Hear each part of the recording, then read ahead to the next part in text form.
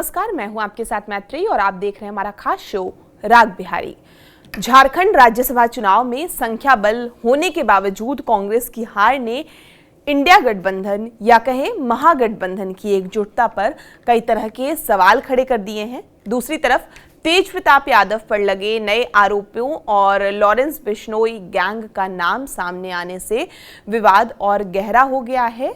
वहीं सियासी गलियारों में चर्चा है कि बीजेपी की नजर अब ममता बनर्जी और उद्धव ठाकरे के बाद आरजेडी के कुछ सांसदों पर है और इसे महिला आरक्षण कानून से पहले की रणनीति से जोड़कर देखा जा रहा है। क्या ये महज अटकलें हैं या कोई बड़े राजनीतिक बदलाव के संकेत हैं? इन सब पर बात करेंगे। हमारे साथ है राजनीतिक विश्लेषक डॉक्टर संजय। सर, बहुत बहुत स्वागत है आपका। नमस्कार। सबसे पहले हम लोग झारखंड राज्यसभा चुनाव को लेकर ही बात कर लेते हैं, क्योंकि कांग्रेस की हार ने इंडिया अलायंस के अंदर की खींचतान को सामने ला दिया है।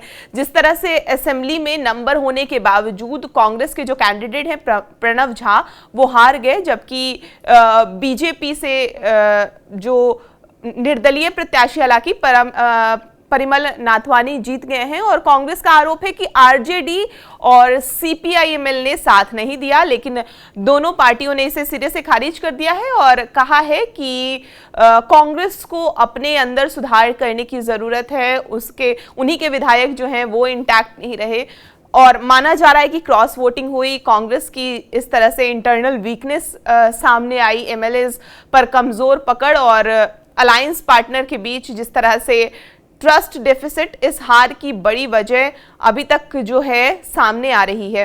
अब ये हार जो है वो इंडिया ब्लॉक की यूनिटी पर भी सवाल खड़ा कर दिया है। जिस तरह से बिहार के बाद अब झारखंड में हमें नजर आया, तो नंबर होने के बावजूद भी कांग्रेस ये चुनाव कैसे हार गई? क्या ये सिर्फ क्रॉस वोटिंग का मामला है या कांग्रेस के अंदर सही में कोई बड़ी गड़बड़ी है, या आरजेडी और सीपीआईएमएल के विधायक ही धोखा दिए हैं? जिस तरह से आरजेडी हम लगातार देख रहे थे कल भी चुनाव के दौरान, कांग्रेस के जो विधायक थे और सीपीआईएमएल के जो थे और जेएमएम के थे, सब लोग वोटिंग कर दिए थे, लेकिन आरजेडी के विधायक कई बार बहुत देर से पहुंचे और चारों विधायक एक साथ आए एक ही गाड़ी पे।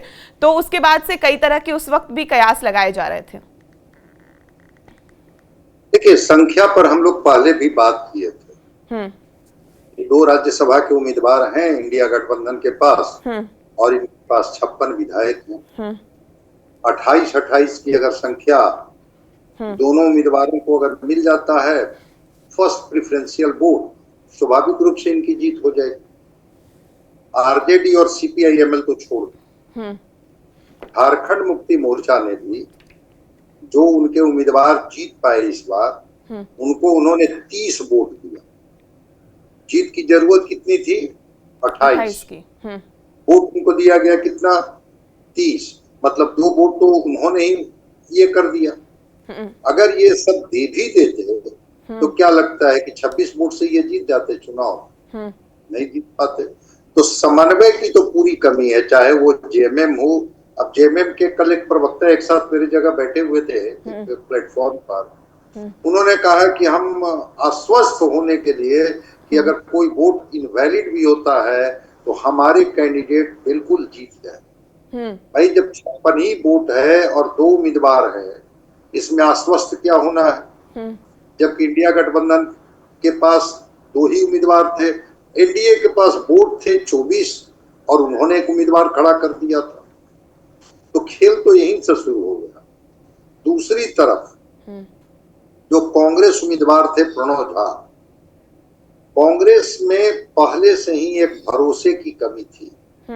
उनको लग रहा था कि आरजेडी और सीपीआईएमएल हमें समर्थन नहीं करेगा। अब आपस में कोऑर्डिनेशन का कारण बिहार का साइड इफेक्ट था कि जिस तरह से बिहार में कांग्रेस के एमएलए बाहर निकल गए और एआईएमआईएम और बसपा के उम्मीदवार का विधायक के समर्थन के बावजूद भी एक सीट वो नहीं जीत पाई आरजेडी। तो ये तो माना ही जा रहा था, हम लोग बात भी किए थे इस पर कि हाँ, इस बार का चुनाव में क्या आरजेडी कोई अपना मन बदल लेगी या आरजेडी कहीं और खड़ी हो जाएगी जाकर के। चूंकि वो निर्दलीय उम्मीदवार थे, समर्थित जरूर थे, नाथवानी एनडीए समर्थित, लेकिन उम्मीदवार निर्दलीय थे।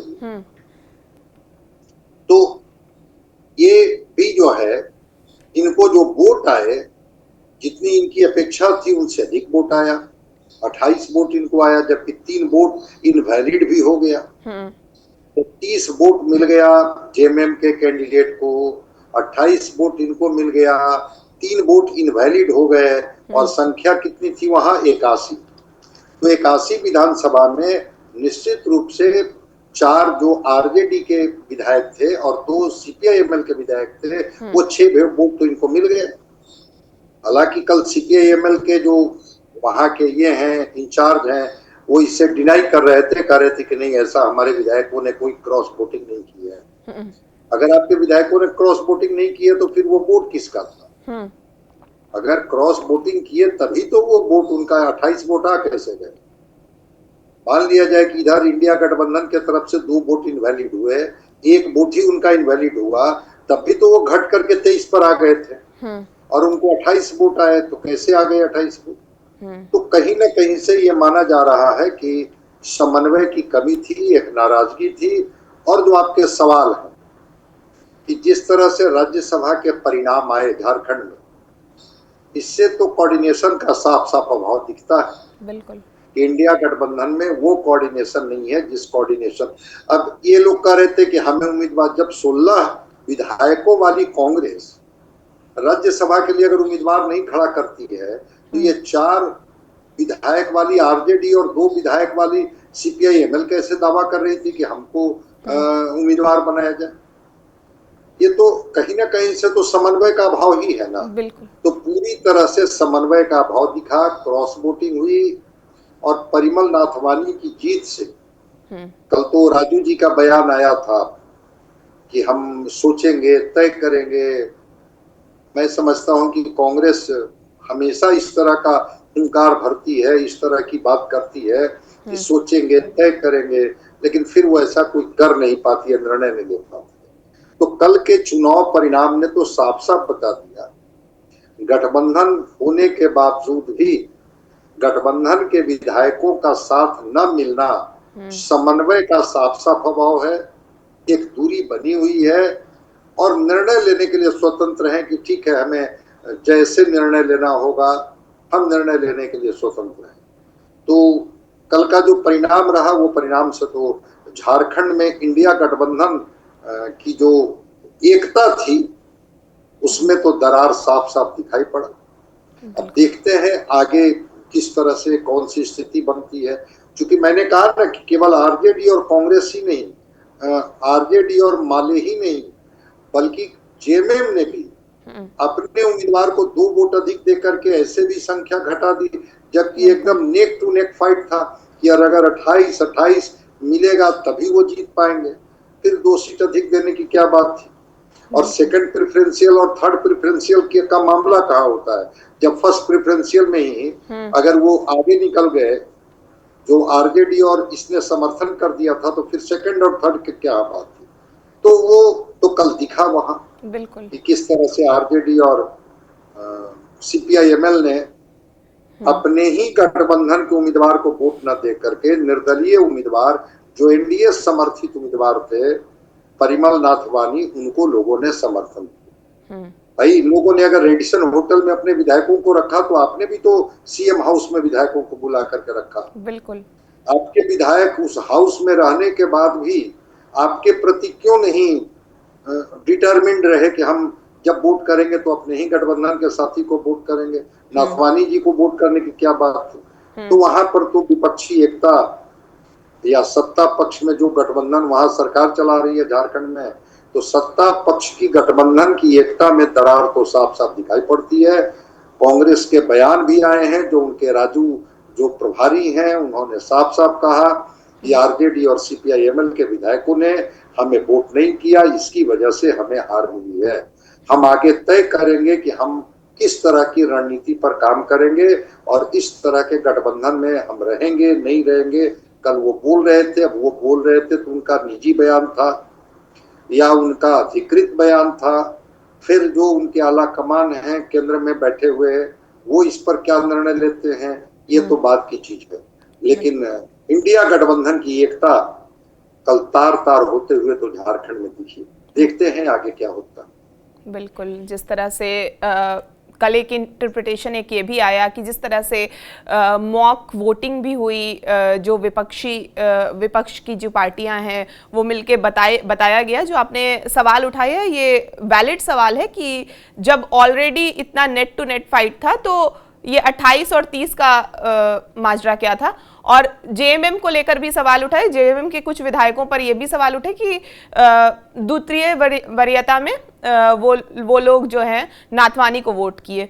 तो ऐसे ऐसे कई तरह के सवाल हैं, कई तरह के महागठबंधन के लोगों को सोचने की ज़रूरत है जिस तरह से राज्यसभा का परिणाम आया है। सर, अगले विषय पर चलते हैं। तेज प्रताप यादव फिर से विवादों में हैं। अनुष्का यादव के जो भाई हैं आकाश यादव, उन पर आरोप लगाए हैं कि तेज प्रताप ने घर पहुंचकर जबरदस्ती घुसने की कोशिश की और परिवार के साथ बदसलूकी की और फोन के जरिए धमकी दिलवाई।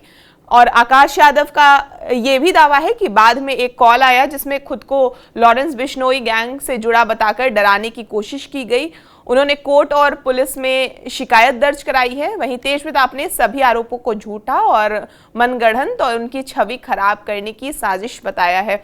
फिलहाल पुलिस इस मामले पे जांच कर रही है, लेकिन क्या ये सिर्फ पर्सनल डिस्प्यूट है, इसके पीछे कोई पॉलिटिकल एंगल है? और लॉरेंस बिश्नोई का नाम आने से इस मामले की गंभीरता क्योंकि बढ़ जाती है और तेज प्रताप यादव की लगातार जिस तरह से कंट्रोवर्सी में बने रहते हैं, अभी फिर से आगे अनुष्का यादव को लेकर, इस तरह से लगातार उनके पॉलिटिकल इमेज को तो नुकसान पहुंच ही रहा है। ये घटना तो हुई है कि पूर्व मंत्री जो तेज प्रताप यादव हैं और उनके सहयोगी हैं कोई मोतीलाल, इन दोनों पर आकाश यादव ने आरोप लगाया है और कहा है कि जान से मारने की धमकी हमें दी गई है, घर में जबरन घुसने का प्रयास किया है और इसकी शिकायत उन्होंने पाटलिपुत्र थाने में की है। और पुलिस ने इस मामले में तेज प्रताप यादव और उनके सहयोगी मोतीलाल के खिलाफ केस दर्ज भी कर लिया। तो जब केस दर्ज ही हो गया, इसका मतलब है कि कहीं ना कहीं शिकायत सही पाई होगी पुलिस, तभी तो एफआईआर दर्ज हुई। अब ये तो तेज प्रताप यादव बताएंगे कि बार बार इस तरह की घटनाएं जो उनके द्वारा की जाती है या उन पर झूठे आरोप लगाए जाए। तो सार्वजनिक जीवन और राजनीतिक जीवन में जीने वाला व्यक्ति पर इस तरह के अगर आरोप लगते हैं वो सवालों के घेरे में तो हैं।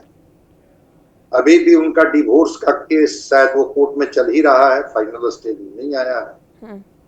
दूसरा जो ये आप बता रही हैं, जो आकाश यादव की जो बहन कही जाती हैं जिनके साथ तेज प्रताप जी के संबंधों की बात की जा रही है, और उसको लेकर के जो केस दर्ज हुआ है पाटलिपुत्र के थाना अध्यक्ष हैं अतुलेश कुमार सिंह, उन्होंने दर्ज किया है और उन्होंने कहा भी है कि पुलिस इस मामले की छानबीन कर रही है कि क्या तेज प्रताप यादव वास्तव में उनके घर में जबरन घुसने का प्रयास किए, फोन पर धमकी दी, या जो लॉरेंस बिश्नोई गैंग से उनका नाम लेकर के धमकी दिलवाने की कोशिश की। अब क्या मामला है, इस मामले पर तो पुलिस ही बेहतर बताएगी। चूंकि उन्होंने कहा है कि हम एफआईआर दर्ज हुआ है, इसको स्वीकार किया और उन्होंने कहा कि हाँ हम छानबीन कर रहे हैं। आकाश यादव जो हैं, जो उनकी भाई हैं अनुष्का यादव के, उन्होंने पुलिस को जो शिकायत की थी उसमें उन्होंने जरूर लिखा था कि वे खाटू श्याम की यात्रा पर गए हुए थे और इसी दौरान 6 जून को तेज प्रताप यादव अपने सहयोगी मोतीलाल के साथ उनके पाटलिपुत्र स्थित घर पर आए।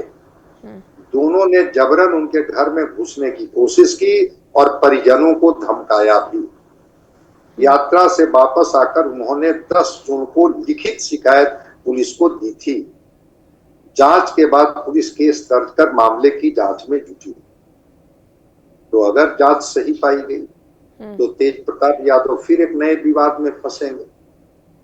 आखिर कौन सी ऐसी बात हो गई जिसमें पाटलिपुत्र स्थित उनके घर पर जाने, क्योंकि अब तो सीसीटीवी कैमरा हर जगह उपलब्ध होता है, अगर उनके घर पर गए होंगे तो वो तो कैमरे में उनकी तस्वीर आई होगी, या जिस मोतीलाल पर बात की जा रही है, अगर उन्होंने फोन पर धमकाया होगा उसके रिकॉर्ड अब मौजूद हो जाते हैं, रिकॉर्ड में चीजें होंगी।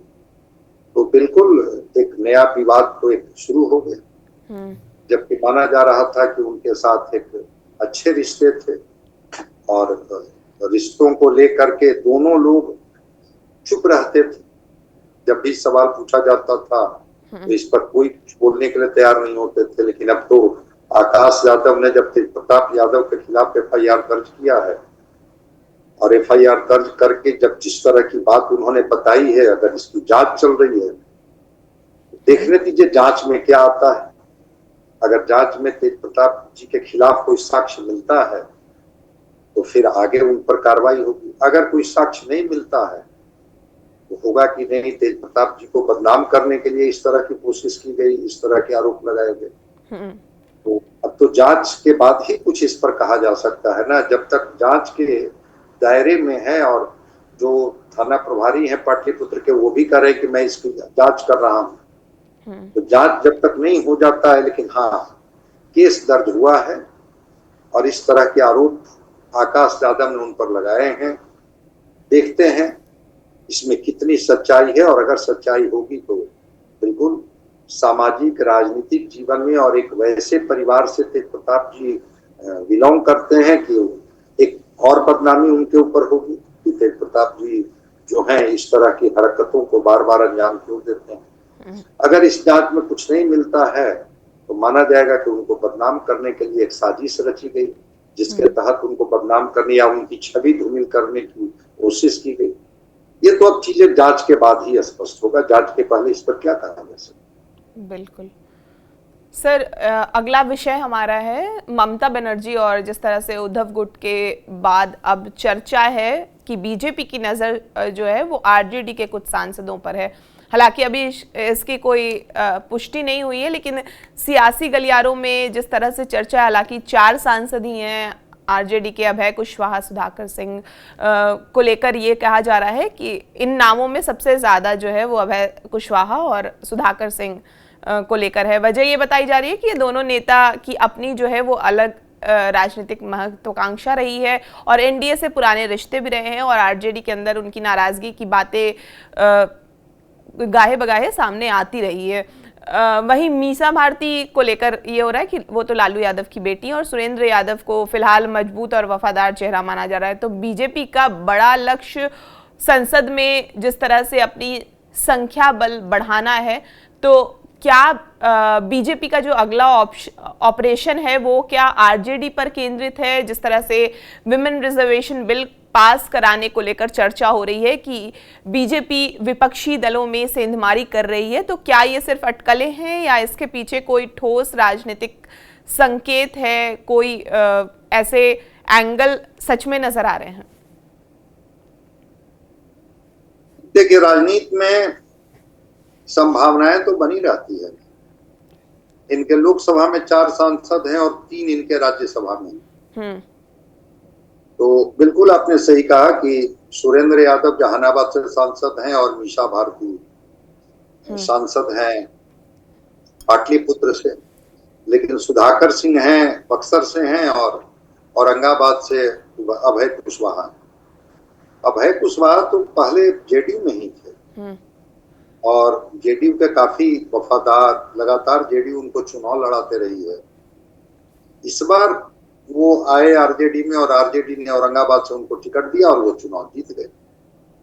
और जेडीयू में उनकी नजदीकियों को लेकर के, सरकार से मधुर संबंध को लेकर के भी बीच में चर्चा आई थी कि क्या कुशवाहा फिर घर वापसी कर सकते हैं या अपने घर में लौट सकते हैं। बिल्कुल, सम्राट चौधरी से जैसे उन्होंने मुलाकात भी की थी उसके बाद। हाँ बिल्कुल बिल्कुल बिल्कुल, सम्राट चौधरी जी से जिस तरह से उनकी मुलाकात हुई थी, और चूंकि दोनों कुशवाहा जाति के ही हैं तो हो सकता है कि उनकी नजदीकियां बढ़ी होगी। कोई बड़ा पद, कोई बड़ा प्रलोभन की बात की गई होगी। चूंकि अभी आरजेडी में तो संघर्ष ही है, लेकिन सत्ता के साथ जब वो आते हैं तो वहां पर तो इनकी संभावना है कि आगे कुछ हो सकता है। तो अगर कोई वैसा आश्वासन इनको मिलेगा तो ये जा सकते हैं, लेकिन वही 2/3 से अधिक होंगे तभी तो अगर आरजेडी के 4 सांसद हैं, 2 भी तैयार हो जाएंगे, तो क्या ये लोग इस्तीफा देंगे, क्या करेंगे? ऐसी स्थिति तो है नहीं। आप कह सकते हैं कि हमें अलग बैठने की अनुमति दी जाए, कुछ इस तरह का अगर कोई संविधान में प्रोविजन निकाला जाएगा तभी तो कुछ कर सकते हैं। तो नजदीकियां तो बढ़ी हैं। सुधाकर सिंह के बारे में भी कहा जा रहा है कि उनको तो बीच में आरजेडी प्रदेश अध्यक्ष बनाए जाने की बात की जा रही है, लेकिन मुखर हैं, जगदानंद सिंह के बेटे हैं। लेकिन राजनीति में मैंने कहा ना कि विचारधारा से ज्यादा सत्ता का समीकरण से नियंत्रित होती है बहुत सारी चीजें। तो अगर सत्ता का प्रलोभन दिया जाएगा तो संभावना से इनकार कहाँ किया जा सकता है। कल ही जो उद्धव गुट के जो 9 सांसद थे, तो जब संजय राउत जी के यहाँ बैठक हुई, कितने सांसद होंगे? वहां भी तो 6 सांसद बैठने के लिए अलग होने के लिए तैयार हैं। ऑपरेशन टाइगर की बात चल रही है।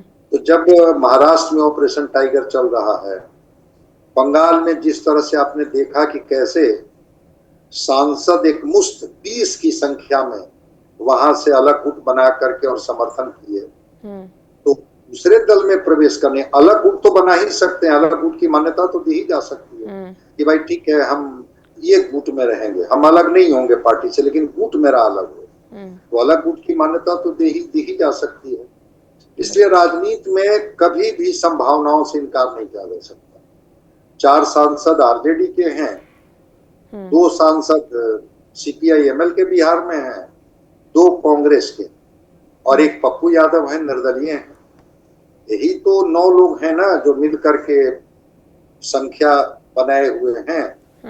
तो आरजेडी की जरूरत अगर समझेगी एनडीए की, हाँ हमको आरजेडी की जरूरत है, या आरजेडी को कमजोर करने, तो दांव क्यों नहीं लगा सकते हैं? सुधाकर सिंह पर भी दांव लगाया जा सकता है, और अभय कुशवाहा तो अभी काफी मधुर संबंध है। आरसीपी की बात चल रही है कि आरसीपी सिंह फिर जेडीयू में आ सकते हैं। नीतीश कुमार जी की हरी झंडी उनको मिल गई।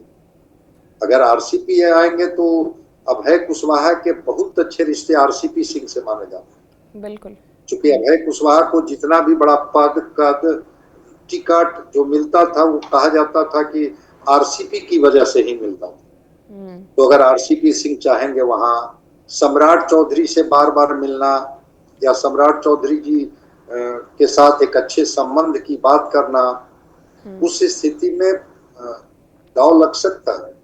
और दांव लगा करके और एक दावा तो कर ही सकते हैं कि हाँ, हम एक अलग गुट के रूप में हमें मान्यता दी जाए। और केंद्र में ये सब कुछ डिपेंड करता है स्पीकर के ऊपर। स्पीकर अगर चाहेंगे तो अलग बैठने की अनुमति दे सकते हैं कि हाँ आप अलग बैठ सकते हैं, फिर वो कोई निर्णय लेने के लिए ये हो सकते हैं। तो राजनीति में अब विचारधारा जैसी कोई चीज नहीं है, संभावनाएं हर जगह बनी रहती है। हम लोग तो परसों ही बात कर रहे थे ना झारखंड पर, कल तो चुनाव ही हुआ, कि क्या आरजेडी के विधायक जो हैं वो एनडीए समर्थित उम्मीदवार को वोट करेंगे, जबकि विचारधारा के स्तर पर भाजपा की विचारधारा और आरजेडी की विचारधारा में कोई तालमेल नहीं। लेकिन कल तो चीजें ही आ गई। सीपीआई-एमएल जिसको लेफ्ट कहा जाता है, लेफ्ट की विचारधारा और राइट की विचारधारा दोनों उत्तर दक्षिण है, फिर भी सीपीआई-एमएल के विधायकों ने वोट कर दिया परिमल नाथवानी को, जो एनडीए समर्थित उम्मीदवार थे। उम्मीदवार वो थे, समर्थन तो एनडीए का ही था। तो मतलब जब लेफ्ट राइट के साथ आ सकता है, तो फिर आरजेडी के को लोग क्यों नहीं उनके साथ खड़े हो सकते हैं? और उनको जब कोई बड़ा लक्ष्य, बड़ा सपने, बड़ी उम्मीद, बड़ी जिम्मेवारी की बात की जाएगी कि अगर आप आते हैं तो आपको हमें बड़ा दायित्व देंगे और आप इस तरह के समीकरण को देखिए, साधिए और बेहतर कीजिए।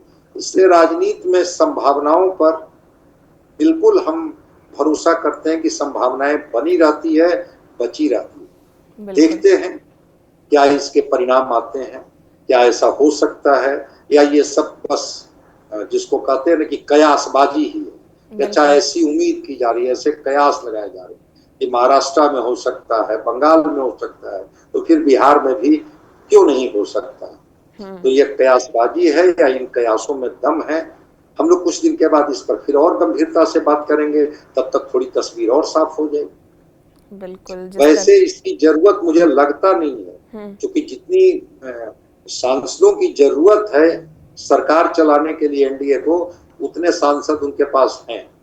अब तो काफी हो गए हैं। हम लोग बात किए थे ना कि अब तो नीतीश कुमार जी और चंद्रबाबू नायडू भी बीजेपी को बार्गेन नहीं कर पाएंगे, क्योंकि अब उनके पास इतने सांसदों की संख्या हो गई है कि इन लोगों के बहुत नाराज हो जाने के बाद भी सरकार गिरने जैसी कोई बात नहीं करेगी। बिल्कुल।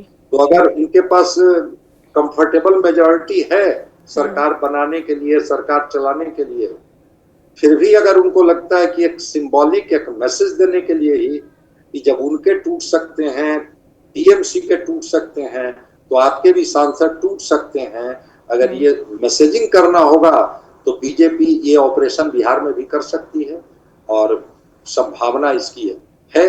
देखते हैं ये संभावनाओं में कितना दम है या केवल कयास है, इस पर हम लोग फिर से बात करें। जिस तरह से 300 पार का आंकड़ा अभी बीजेपी के साथ है और कहा जा रहा है कि 2/3 का आंकड़ा का लक्ष्य है, और जिस तरह से चीज़ें चल रही है संभावनाएं कई हैं फिलहाल। सर बहुत शुक्रिया हमसे बातचीत करने के लिए।